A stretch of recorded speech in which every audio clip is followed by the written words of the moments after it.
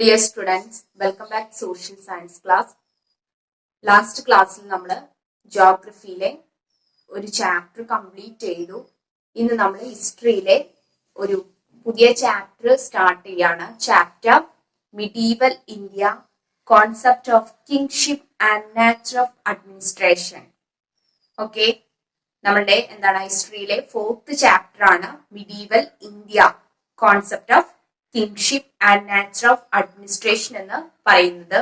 C, ഇന്നത്തെ നമ്മളുടെ നാട്ടിൽ കാണുന്നത് ഡെമോക്രാറ്റിക് സിസ്റ്റം ഓഫ് അഡ്മിനിസ്ട്രേഷൻ ആണ് അല്ലെ. ഏർലിയർ ടൈമില്, ആൻഷ്യന്റ് ടൈമില് നമ്മളുടെ നാട്ടില് ഏത് തരത്തിലുള്ള അഡ്മിനിസ്ട്രേഷൻ അല്ലെങ്കിൽ റൂൾ ആയിരുന്നു ഉണ്ടായിരുന്നത്? അധികം കിങ്സ് ആണ് റൂൾ ചെയ്തിരുന്നത് അല്ലെ. വിവിധ ഡൈനസ്റ്റികളാണ് നമ്മളുടെ ഇന്ത്യ റൂൾ ചെയ്തിരുന്നത്. നാറ്റീവ് പ്രിൻസസ് ആണ്. ഓക്കെ, നിങ്ങൾ 6th ഡിസ്കസ് ചെയ്തിട്ടുണ്ടാവും സുൽത്താനേറ്റ് പീരിയഡ് അല്ലെ. ഇന്ത്യ റൂൾ ചെയ്തിരുന്ന സുൽത്താൻമാരെ കുറിച്ചിട്ട്. ഓക്കെ, ഈ സുൽത്താനേറ്റ് പീരിയഡ് എന്ന് പറയുന്ന അതിൽ ഏകദേശം 5 ഡൈനസ്റ്റികളാണ് ഈ ഒരു പീരിയഡിൽ റൂൾ ചെയ്തിട്ടുള്ളത് അല്ലെ. സുൽത്താൻമാര് എന്ന് പറഞ്ഞാൽ ഏതൊക്കെ ഡൈനസ്റ്റികളാണ് സുൽത്താനേറ്റ് പീരിയഡിൽ റൂൾ ചെയ്തിട്ടുള്ളത് അറിയോ?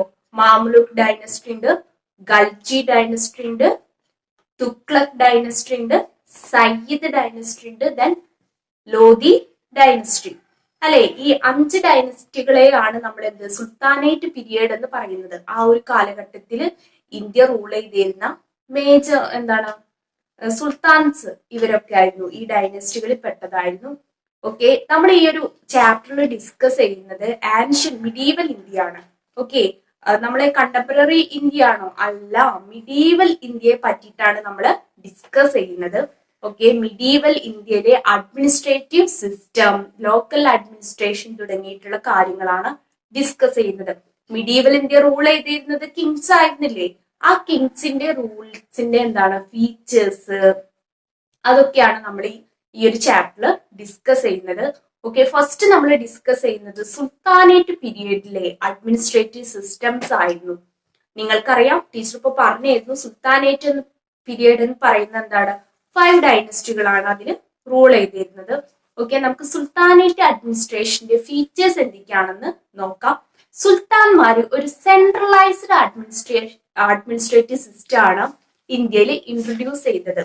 ഓക്കെ, സെൻട്രലൈസ്ഡ് എന്ന് പറഞ്ഞാൽ കേന്ദ്രം ഫോക്കസ് ചെയ്തിട്ടാണ്, ഒരു ഒന്നിനെ ഫോക്കസ് ചെയ്തിട്ടാണ്. ഓക്കെ, ഇവരുടെ ഒക്കെ സെൻട്രൽ എന്ന് പറയുന്നത് എന്തായിരുന്നു? കിങ് ആയിരുന്നു.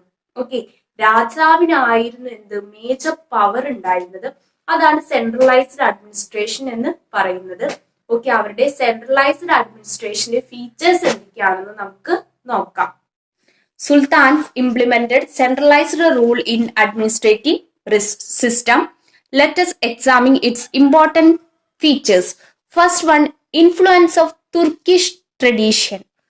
Okay, see, സുൽത്താൻമാരെ തുർക്കിഷ് ട്രഡീഷൻ വല്ലാതെ ഇൻഫ്ലുവൻസ് ചെയ്തിരുന്നു. Okay, then second one, the sultan was head of the administration, military and judiciary. Okay, സുൽത്താൻ ടീച്ചർ പറഞ്ഞ പോലെ തന്നെ സുൽത്താൻ ആയിരുന്നു അഡ്മിനിസ്ട്രേഷന്റെ ഹെഡ്. ഓക്കെ, അഡ്മിനിസ്ട്രേഷന്റെ മാത്രമല്ല മിലിറ്ററിയുടെയും ജുഡീഷ്യറിയുടെയും ഹെഡ് എന്ന് പറയുന്നത് സുൽത്താൻ തന്നെയായിരുന്നു. Okay, third one, there were different ministers and officers to assist the king in administration. See, ഇന്നത്തെ ഒക്കെ മാതിരി തന്നെ സുൽത്താൻമാരെ അസിസ്റ്റ് ചെയ്യാൻ വേണ്ടിയിട്ട് ഡിഫറെന്റ് മിനിസ്റ്റേഴ്സും അതേപോലെ ഓഫീസേഴ്സും ഉണ്ടായിരുന്നു. ഓക്കെ, ഇത് സുൽത്താൻ പീരിയഡിന്റെ സെൻട്രലൈസ്ഡ് അഡ്മിനിസ്ട്രേഷന്റെ ഫീച്ചേഴ്സ് ആണ് കേട്ടോ. Next one, and exact law of succession was absent. അതുപോലെ തന്നെ ഒരു പിന്തുടർച്ച അവകാശം ഉണ്ടായിരുന്നില്ല. നമ്മൾ അധികം ഡൈനസ്റ്റികളിൽ കിങ് മരിച്ച കിങ്ങിന്റെ മകൻ പ്രിൻസ് ഉണ്ടാവും, അവരാവും കിങ് ആയിട്ട് മാറുക അല്ലെ. റൂൾ അങ്ങനെ ട്രാൻസ്ഫർ ചെയ്ത് ഇങ്ങനെ പോകും. പക്ഷെ ഇവിടെ ആ ഒരു സിസ്റ്റം ഉണ്ടായിരുന്നില്ല. Okay, then the leadership of caliphate of Baghdad was accepted. Okay, അതുപോലെ തന്നെ ഈ ഒരു സുൽത്താൻമാര് അവരുടെ അവരുടെ ലീഡറായിട്ട് അവര് ബാഗ്ദാദിലെ ഖലീഫയാണ് അംഗീകരിച്ചിരുന്നത്. ഓക്കെ, അവര് എന്താണ് സുൽത്താൻമാര് അവരുടെ എന്താണ് ഹെഡായിട്ട്, ഓക്കെ, അവരുടെ ഹെഡായിട്ട് ബാഗ്ദാദിലെ ഖലീഫയെ അക്സെപ്റ്റ് ചെയ്തിരുന്നു. Okay, then a strong army was maintained to defend the country from the threat of invasion and for the expansion of empire. Okay, see the sultans have a strong army. സുൽത്താൻമാർക്ക് എന്തുണ്ടായിരുന്നു? ഒരു strong army ഉണ്ടായിരുന്നു. Okay, എന്താണ് foreign invasion എന്താണ് prevent ചെയ്യാനും അതുപോലെ തന്നെ അവരുടെ എംപയർ എക്സ്പാൻഡ് ചെയ്യാനും വേണ്ടിയിട്ടായിരുന്നു ഈ ഒരു സ്ട്രോങ് ആർമി അവർക്ക് ഉണ്ടായിരുന്നത്. Then the vast country was divided into different regions for the convenience of administration. C, അതുപോലെ തന്നെ എന്താണ് അവരുടെ കൺട്രി സുൽത്താനേറ്റ് എന്താണ് ഡിഫറെന്റ് പാർട്ടായിട്ട് ഡിവൈഡ് ചെയ്തിരുന്നു. എന്തിനു വേണ്ടിയിട്ട്? അഡ്മിനിസ്ട്രേറ്റീവ് കൺവീനിയൻസിന് വേണ്ടിയിട്ട് എന്താണ് അവരതിനെ വിവിധ എന്താണ് പാർട്ടുകളായിട്ട് തിരിച്ചിരുന്നു. ഇപ്പൊ നമ്മളെ ഇന്ത്യ സ്റ്റേറ്റ് എന്താണ് ഡിവൈഡ് ചെയ്തിട്ടില്ലേ? ഓക്കെ, നമ്മൾ എന്താണ് നേഷൻ സ്റ്റേറ്റ്സ് ആക്കിയിട്ടുണ്ട്, സ്റ്റേറ്റ്സിനെ ഡിസ്ട്രിക്ട്സ് ആക്കിയിട്ടുണ്ട്. അതിൽ തന്നെ എന്താണ് മുനിസിപ്പാലിറ്റി ഉണ്ട്, പഞ്ചായത്ത് ഉണ്ട്. അതുപോലെ തന്നെ എന്താണ് സുൽത്താൻമാരുടെ കൺട്രിയെ എന്താണ് അവര് വിവിധ പാർട്ടുകളായിട്ട് ഡിവൈഡ് ചെയ്തിരുന്നു. Last one, regional laws prevailed at village level. Okay, അതുപോലെ തന്നെ എന്താണ് നമ്മളെ വില്ലേജ് ലെവലിൽ എന്താണ് ഈ എന്താണ് രാജാവിന്റെ എല്ലാ നിയമങ്ങളൊന്നും എന്താണ് വില്ലേജ് ലെവലിൽ ഉണ്ടായിരുന്നില്ല. വില്ലേജേഴ്സ് എന്താണ് ആ വില്ലേജിലെ ലോസ് തന്നെയാണ് ഫോളോ ചെയ്തിരുന്നത്. ഓക്കെ, ഇത്രയും മനസ്സിലാക്കുക. ഇതിൽ നിന്ന് എന്താണ് മനസ്സിലാക്കേണ്ടത്? നമുക്ക് തുർക്കിഷ് ട്രഡീഷന്റെ ഒരു ഇൻഫ്ലുവൻസ് ഈ സുൽത്താൻമാർക്ക് ഉണ്ടായിരുന്നു. സുൽത്താൻ തന്നെയായിരുന്നത് head of the administration and head of the military, head of the judiciary. Okay, and there were different ministers to assist the Sultan. Then they were accepted the leadership of Khalifa in Baghdad and they have strong army. Okay, ഇത്രയാണ് എന്ത് നമ്മളുടെ സുൽത്താൻമാരുടെ central അഡ്മിനിസ്ട്രേഷന്റെ features എന്ന് പറയുന്നത്. Okay, see, next നമുക്ക് discuss ചെയ്യാനുള്ളത് sultanate പീരിയഡിന്റെ ലോക്കൽ അഡ്മിനിസ്ട്രേഷന്റെ ഫീച്ചേഴ്സ് ആണ്. ഓക്കെ, സുൽത്താനേറ്റ് പീരിയഡിലെ ലോക്കൽ അഡ്മിനിസ്ട്രേഷന്റെ ഫീച്ചേഴ്സ് ആണ്. See, for the convenience of administration the empire was divided into provinces, shiqs, parganas and villages. Okay, എന്താണ് ഈ ഒരു എൻറ്റയർ എംപയർ ഇല്ലേ, ഈ സുൽത്താൻമാരുടെ കീഴിലുള്ള എൻറ്റയർ ലാൻഡിനെ എന്താണ് അവര് പ്രൊവിഷ്യൻസ് ആയിട്ട് ഡിവൈഡ് ചെയ്തു. ഓക്കെ, പ്രൊവിഷ്യൻസിന് എന്തായി ഷിക്സ് എന്ന പേരിൽ വീണ്ടും ഡിവൈഡ് ചെയ്തു. ഷിക്സിനെ വീണ്ടും എന്താണ് പർഗാനാസ് എന്ന് ഡിവൈഡ് ചെയ്തു. ദെൻ പർഗാനാസിന് എന്താണ് വില്ലേജസ് എന്നും ഡിവൈഡ് ചെയ്തു. ഓക്കെ, എംപയറിലെ ഒരു സ്മാൾ യൂണിറ്റ് എന്ന് പറയുന്ന എന്താണ് വില്ലേജസ് ആണ്. ഓക്കെ, അപ്പൊ രാജാവിന് മൊത്തമായിട്ട് ഒരു രാജ്യത്ത് ഭരണം നേരിട്ട് നോക്കി ഡയറക്റ്റ് ആയിട്ട് നോക്കി നടത്താൻ പറ്റില്ല. അതുകൊണ്ട് എന്താണ് അവയെ എന്താണ് ഇങ്ങനെ ഡിവൈഡ് ചെയ്തു. Okay, the separate officers were appointed for the each division. Okay, ഇങ്ങനെ ഈ ഡിവിഷൻസിലെ പ്രൊവിഷ്യൻസിനൊക്കെ അല്ലേ സെപ്പറേറ്റ് ഓഫീസേഴ്സ് ഉണ്ടായിരുന്നു. പ്രൊവിഷ്യൻസിൽ എന്താണ് ഭരണം നോക്കി നടത്താന് സെപ്പറേറ്റ് ഓഫീസേഴ്സ്, ഷിക്സിലെ ഭരണം നോക്കി നടത്താൻ വേറെ ഓഫീസേഴ്സ്. ഓക്കെ, ഇവരേനൊക്കെ ആര് കൺട്രോൾ ചെയ്യും? രാജാവ് കൺട്രോൾ ചെയ്യും. രാജാവാണ് എന്ത് ഹെഡ് എന്ന് പറയുന്ന ഹെഡ് ഓഫ് ദി എംപയർ എന്ന് പറയുന്ന രാജാവ്. അവരുടെ കീഴിൽ എന്താണ് ഇങ്ങനെ ഓരോ ഓഫീസേഴ്സ് ഈ പ്രൊവിഷ്യൻസും ഷിക്സും പർഗാനോസും ഒക്കെ എന്താണ് നോക്കി നടത്തുക. Okay, the authority was not hereditary. Okay, ഇവിടെ എന്താ നമ്മൾ നോക്കേണ്ടത്?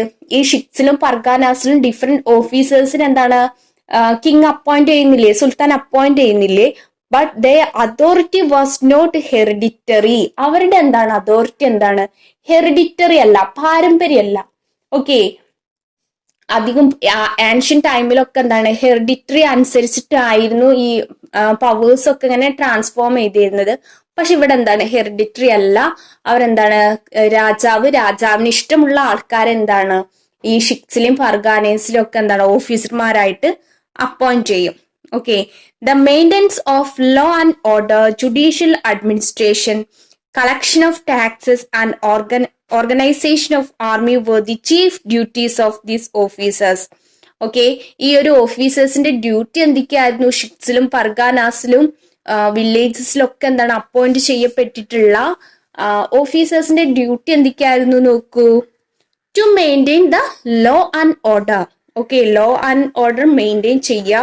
ദെൻ ജുഡീഷ്യൽ അഡ്മിനിസ്ട്രേഷൻ, അതുപോലെ തന്നെ അവരുടെ ഡ്യൂട്ടി എന്ന് പറയുന്നത് സെക്കൻഡ് വൺ ജുഡീഷ്യൽ അഡ്മിനിസ്ട്രേഷൻ ആയിരുന്നു. Then third one collection of taxes. Okay, collection of taxes, taxes എന്താണ് കളക്ട് ചെയ്യുക.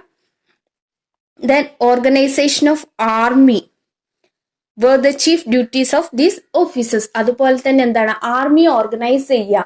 ഇതൊക്കെ ആയിരുന്നു നമ്മളുടെ എന്താണ് ഈ ഷിക്സിലും പർഗാനാസിലും ഒക്കെയുള്ള ഓഫീസേഴ്സിന്റെ മെയിൻ ഡ്യൂട്ടി എന്ന് പറയുന്നത്.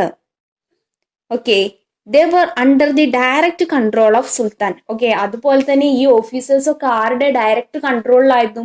സുൽത്താന്റെ ഡയറക്റ്റ് കൺട്രോളിൽ ആയിരുന്നു. But the Sultan did not directly intervene in the administration of villages.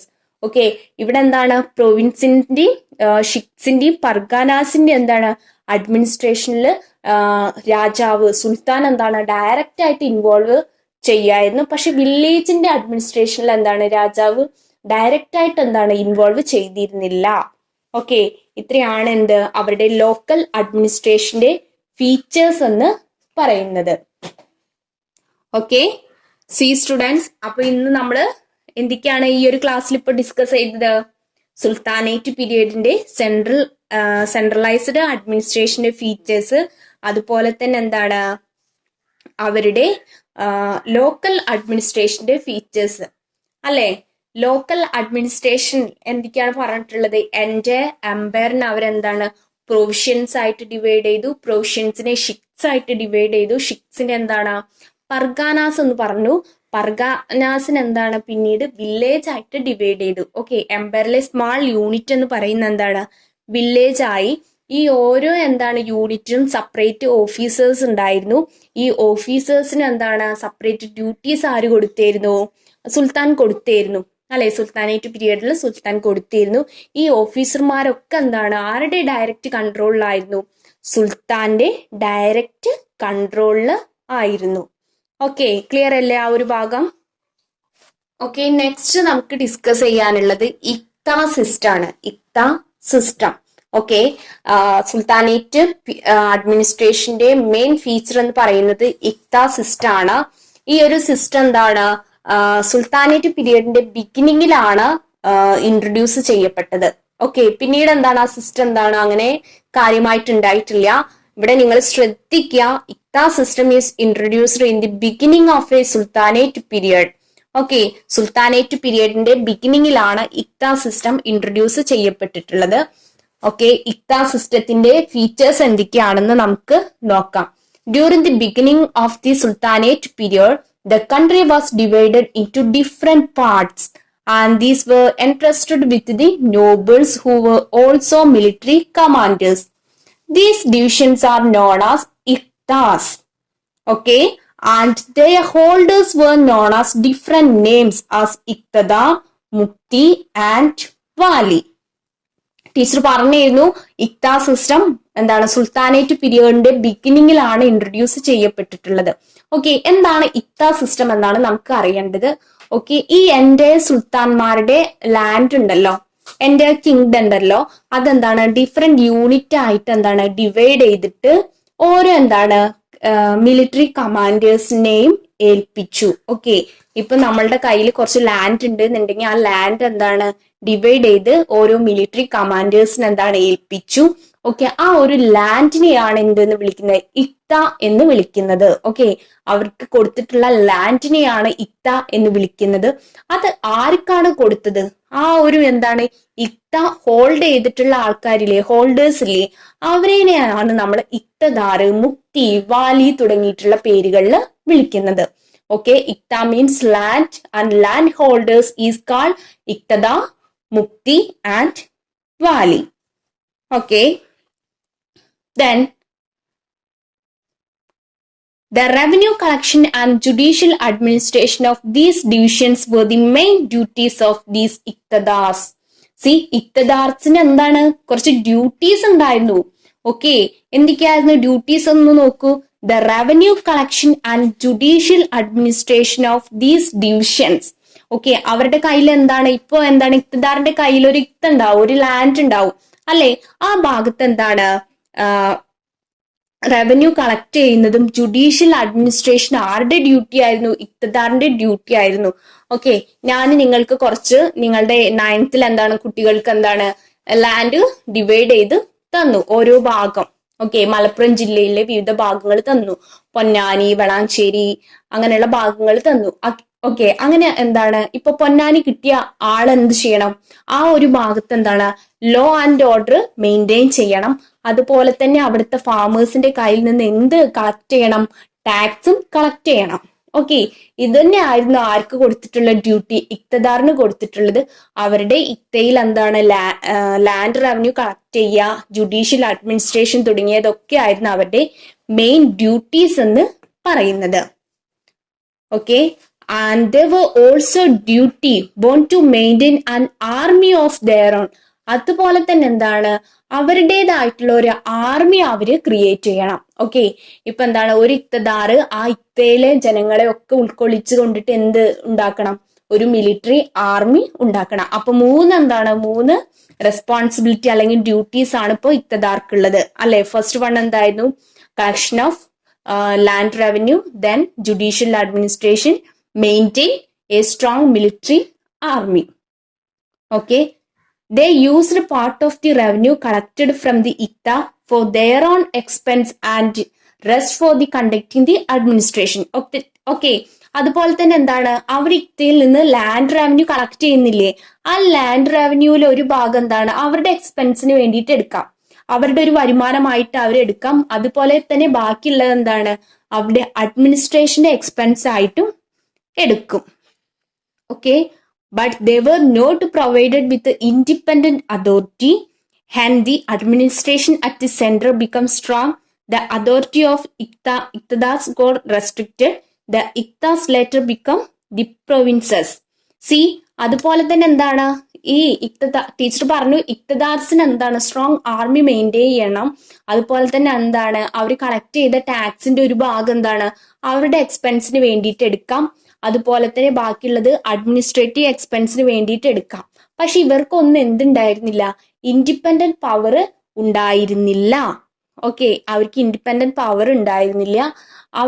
അവരൊക്കെ കൺട്രോൾ ചെയ്തിരുന്ന ആരായിരുന്നു? കിങ് ആണ് അവരൊക്കെ കൺട്രോള് ചെയ്തിരുന്നത്. ഓക്കെ, പിന്നീട് എന്താണ് ഈ കിങ് ഒന്നുകൂടി സ്ട്രോങ് ആയി വന്നു. ഈ ഇക്തദാസ് ഒക്കെ എന്താണ് അവരുടെ പവർ മിസ്യൂസ് ചെയ്യാൻ തുടങ്ങിയപ്പോൾ എന്താണ് ഈ ഇക്ത സിസ്റ്റം എന്താണ് മൊത്തമായിട്ട് അവർ ഒഴിവാക്കി. ഇക്തകളെ പിന്നീട് എന്താണ് പ്രൊവിൻസ് ആക്കി മാറ്റി. നമ്മള് മുമ്പ് ഡിസ്കസ് ചെയ്തില്ലേ എന്റെ എംപയറിന് എന്താണ് പ്രൊവിൻസ് ആയിട്ട് ഡിവൈഡ് ചെയ്തു എന്നുള്ളത്. ഓക്കെ, ഈ പ്രൊവിൻസ് ഒക്കെ വരുന്നതിന്റെ മുന്നേ ഇക്ത ആയിരുന്നു ഉണ്ടായിരുന്നത്, ഇക്ത സിസ്റ്റം ആയിരുന്നു. പിന്നീട് ഇക്തദാസ് എന്താണ് അവരുടെ പവർ മിസ്യൂസ് ചെയ്തപ്പോൾ കിങ് എന്താണ് ഇക്തകളെ മാറ്റിയിട്ട് പകരം എന്താണ് അവിടെ പ്രൊവിൻസ് കൊണ്ടുവന്നു. ഓക്കെ, അപ്പൊ ഇക്ത സിസ്റ്റത്തിൽ ഇത്രയും മനസ്സിലാക്കുക. ഇക്ത system is introduced in the beginning of a sultanate period. Okay, the land is called Ikta and land holders is called Iktadas and Mukti Wali. Okay, 3 പേരുകളിലാണ് ലാൻഡ് ഹോൾഡേഴ്സ് അറിയപ്പെടുന്നത്. ഇക്തദാർ, മുക്തി, വാലി തുടങ്ങിയിട്ടുള്ള പേരുകളിൽ ഇത്രയും കാര്യം മനസ്സിലാക്കുക. അതുപോലെ തന്നെ ഇക്തദാസിന് ചില ഡ്യൂട്ടീസ് ഉണ്ട്. Collection of tax, judicial administration, maintain a strong army തുടങ്ങിയതൊക്കെ ആയിരുന്നു ഇക്തദാസിന്റെ ഡ്യൂട്ടീസ്. ഓക്കെ, ക്ലിയർ അല്ലേ? എന്തെങ്കിലും ഡൗട്ട് ഉണ്ടെങ്കിൽ ചോദിക്കാം. ഓക്കെ, നെക്സ്റ്റ് നമുക്ക് ഡിസ്കസ് ചെയ്യാനുള്ളത് മാർക്കറ്റ് റീഫോം ഓഫ് സുൽത്താൻസ് ആണ്. ഓക്കെ, സുൽത്താൻമാർ എന്താണ് ഒരു മാർക്കറ്റ് റീഫോം കൊണ്ടുവന്നിട്ടുണ്ട്. എന്തൊക്കെയാണ് മാർക്കറ്റ് റീഫോംസിന്റെ ഫീച്ചേഴ്സ് എന്ന് നമുക്ക് നോക്കാം. The Sultanate rule of Delhi was based on the strength of the army.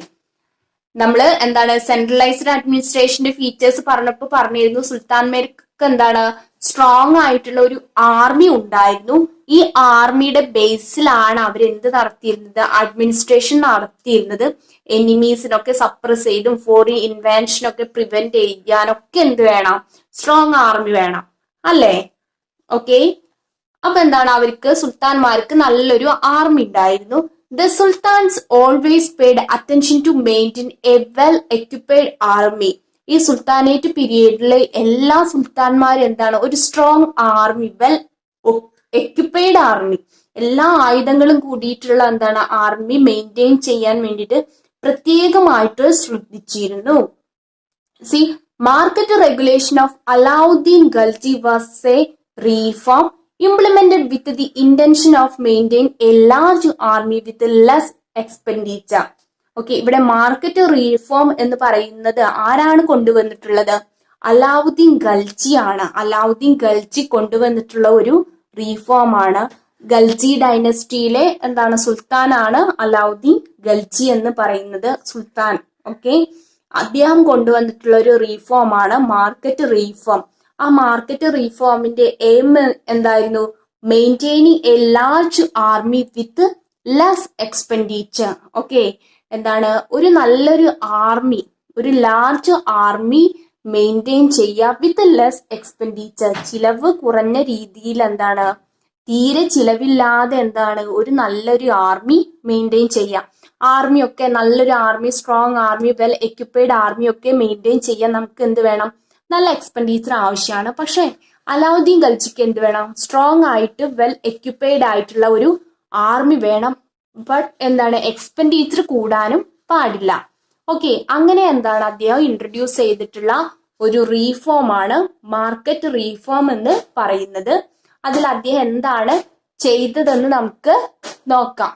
Alauddin Khalji കൊണ്ടുവന്നിട്ടുള്ള മെഷേഴ്സ് എന്തൊക്കെയാണെന്ന് നോക്കാം.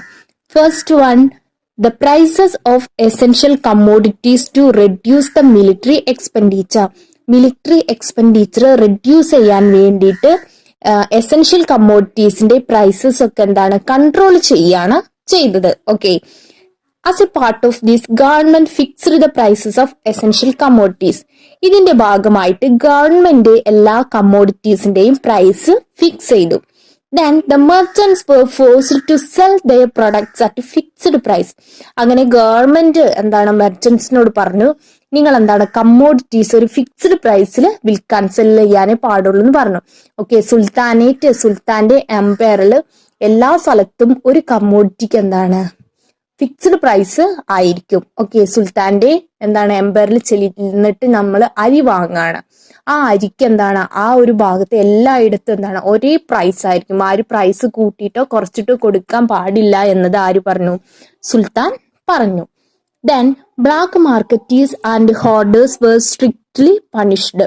ഓക്കെ, അതുപോലെ തന്നെ എന്താണ് ഹൈ പ്രൈസിന് വിൽക്കുന്ന മെർച്ചന്റ്സിനൊക്കെ എന്താണ് സുൽത്താൻ പണിഷ് ചെയ്യാൻ വേണ്ടി തുടങ്ങി. ഓക്കെ, അവരൊക്കെ എന്താണ് അറസ്റ്റ് ചെയ്യാനും അതിനെന്താണ് പണിഷ്മെന്റ് കൊടുക്കാനും ആരംഭിച്ചു.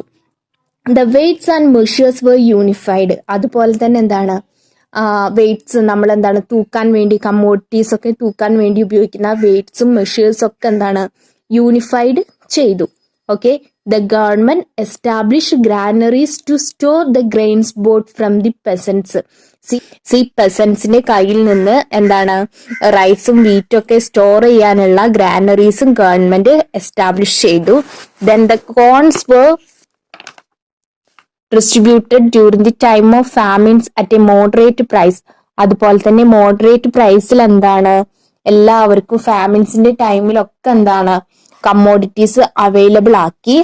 The officers were appointed for the strict implementation of the market regulation. അതുപോലെ തന്നെ ഇങ്ങനെയുള്ള ഈ മാർക്കറ്റ് റെഗുലേഷൻ, അതായത് ഒരു യൂണിക് പ്രൈസിന് എല്ലായിടത്തും ഫിക്സ്ഡ് പ്രൈസിന് വിൽക്കുക, അതേപോലെ ബ്ലാക്ക് മാർക്കറ്റേഴ്സിനൊക്കെ ശ്രദ്ധിക്കാനൊക്കെ വേണ്ടിയിട്ട് എന്താണ് ഓഫീസേഴ്സിനെയും ഇംപ്ലിമെന്റ് ചെയ്തു.